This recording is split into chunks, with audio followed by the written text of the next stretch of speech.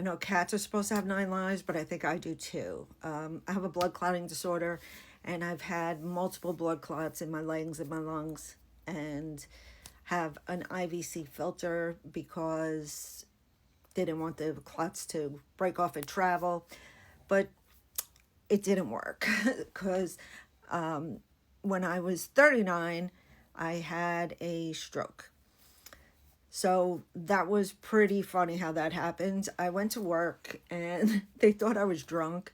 So they sent me home, and I kept telling them my shoes aren't right. I keep tripping on my shoes.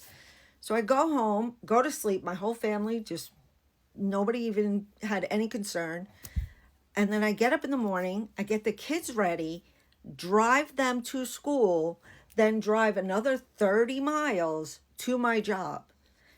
I get there, I walk in, my boss goes, "You're worse than yesterday." And my friend's like, "No, there's something going on because she's not even sure where she is." So my friend put me in her car and took me to the hospital. When we got in the car, I tried to get in the baby seat. Like, I had no idea what was going on. You hear things and you think you're speaking coherently, but you're really not.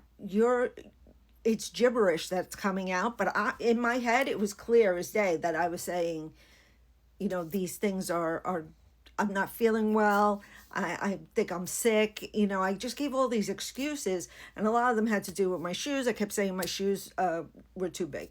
So for a 24-hour period, I was speaking gibberish, and nobody was concerned except for my friend that took me to the hospital.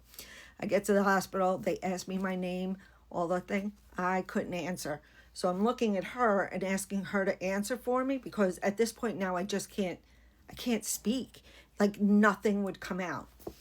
So they do all the blood work and everything, and then they come back and they said, "All right, well, you're staying because you had a stroke." And I'm like, none of this is computing. None at all. So laying up in the hospital bed, so confused, no idea what's going on. They call my husband. He then comes to the hospital petrified because he thinks I'm going to be, like I'm not going to ever bounce back from it. But once he saw me, he was like, "Oh, okay, you're good." And then within a week, I went back to work, but I have a little bit of a droop on one side of my face. I also have memory problems.